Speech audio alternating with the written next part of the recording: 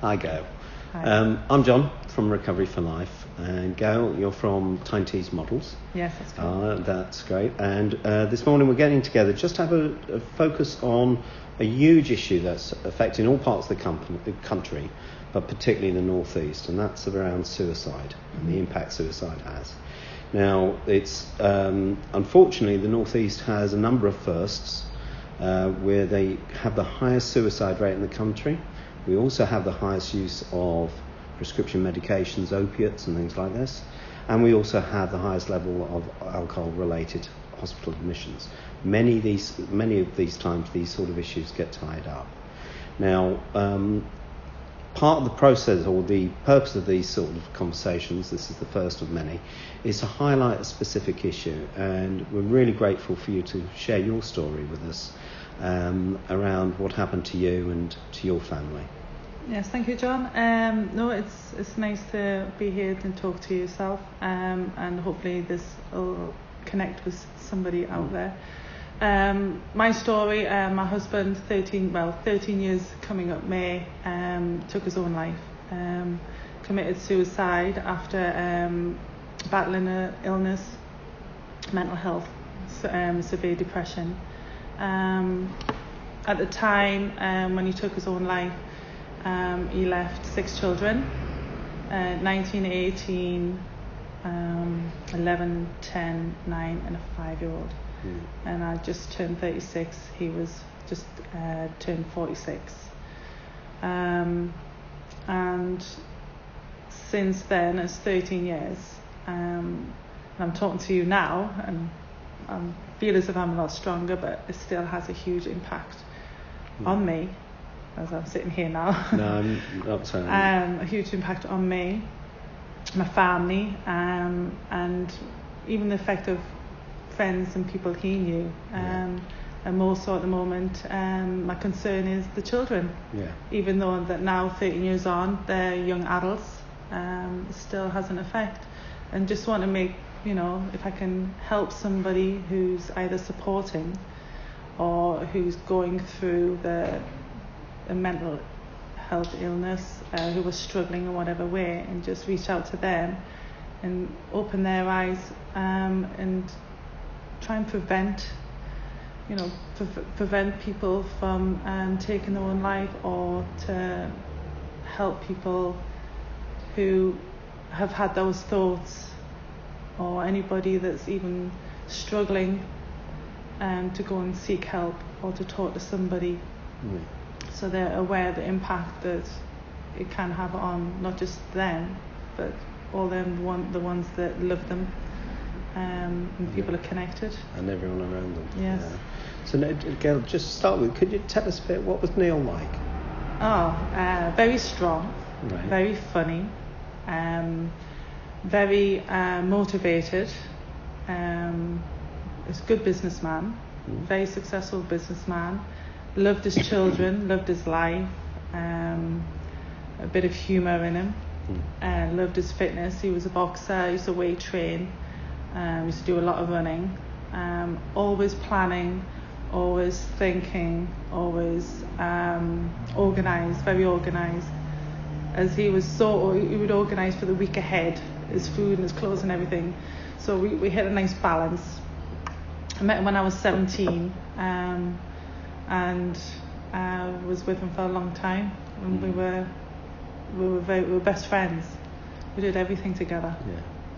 Okay.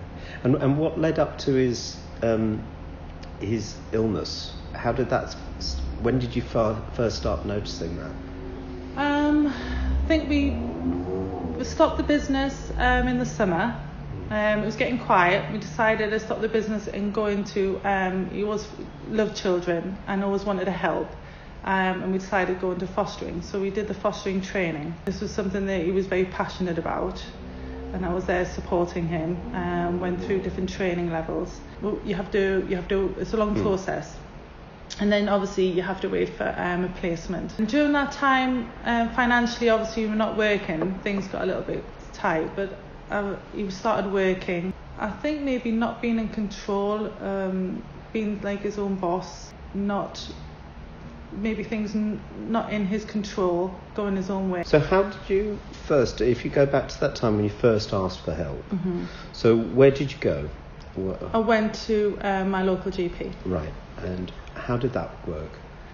I went to the local GP and said that Neil wasn't right. He wouldn't admit it at first, because I remember getting frustrated and saying, look, this is before the Christmas, or you've got to get help. You need to speak to somebody. This isn't right. This isn't normal. I didn't mind changing different things, but it was escalating, and I could see that. I'll sort it. I'll manage it. That's what I was getting back. That was the point.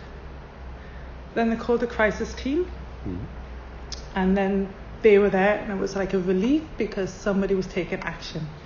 Somebody was there to help. And did that help then for a period, or? I think I was relieved that he was getting some help. Right. So this probably went on with the crisis team. They were coming out every day. Right. Then every maybe 2-3 days. Okay. Sometimes morning, afternoon, and then it went just to once a day, and it would be maybe a little different team. With the advice of the crisis team, he was admitted to St George's Hospital. Yeah. Where he spent a few days. A lot of it's a blur. I just lost a lot of my memory, but I remember the counsellor saying to the counsellor how I had thoughts of suicide myself. Yeah. Not because I was suffering, but because I wanted to be with him. Right.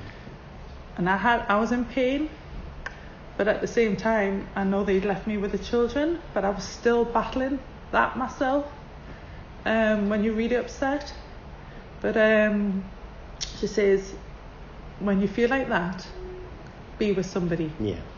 So every time, it happened a few times, and when I felt like that, I just remember that, be with somebody, and I used to just go straight to my mother-in-law's. Yeah. I already had in my mind where I was going to go, so I'll go straight to my mother-in-law's, and I would just sit with her until that passed. How does that make you feel? And it's a worry. Yeah. It's a constant worry, because you think when somebody's taken their own life, it takes that taboo away. It's quite interesting that many people that we speak to, quite often, who are thinking of having suicidal thoughts, quite often they feel, we hear it all the time, people say, people would be better off without me, for example. So what would you say to somebody with those sort of thoughts at the moment? Well, Neil, I think, felt himself as a burden. Yeah. Being so strong and then having to be looked after. But no, people are better with people in their lives. Life's so precious, and I would have just struggled on for years and years. I was still in the fight, and to be better off is definitely, nobody's better off when somebody's gone out of their lives. I've lost somebody who I share memories with, who I fight with, who I share my children with. I lost my future. I've lost my dreams. Everything that I was, my personality, has changed. I'm not the same person. One of the biggest problems, particularly where you have illnesses like depression and things like this, there isn't a logic to it, unfortunately, and it's not even necessarily something you can come up with a solution to. It just is. And we were talking earlier about the black dog, and the idea, Churchill famously came up with the term, or used the term, and we described it as, you may not be able to get rid of the black dog, but you can put him on a lead sometimes and make sure he sort of stays at your heel. How do you think, because as we were talking about that, if you were to give some advice to people in those sort of situations who are currently dealing with those with depression, etc., from your experience, what would you think would help most? Definitely to speak to the loved ones. Definitely to open up and share it. It's a shared illness.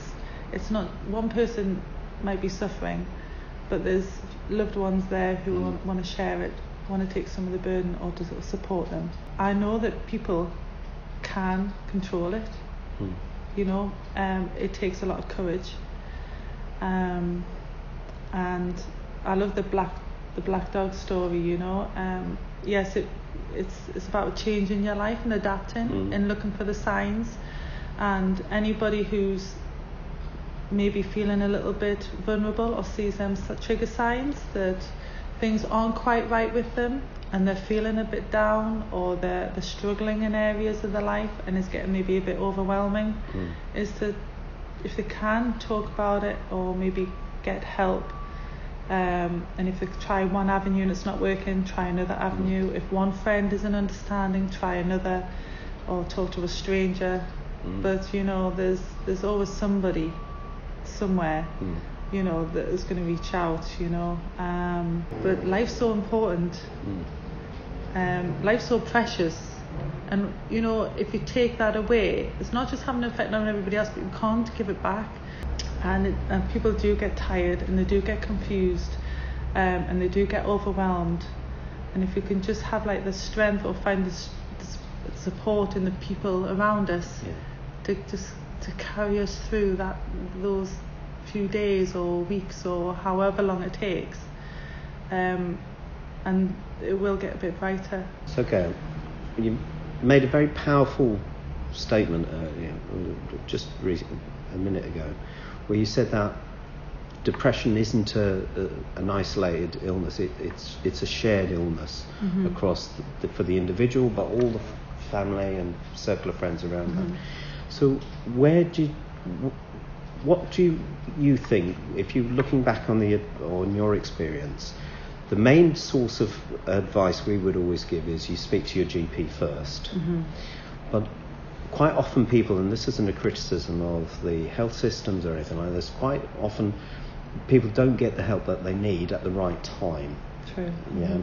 So one of the key messages is that we would put over, and see if you would agree with this, is that actually, for example, if you are put on antidepressants, quite often antidepressants can take 2 weeks, but they can take 3 or 4 weeks to kick in. And I think one of the key points, if you're a loved one of somebody, is to monitor that change. But more importantly, if it's not working, or they're not working after a set period, the key thing is you have to go back, and that's a key role that a family member can play in doing this.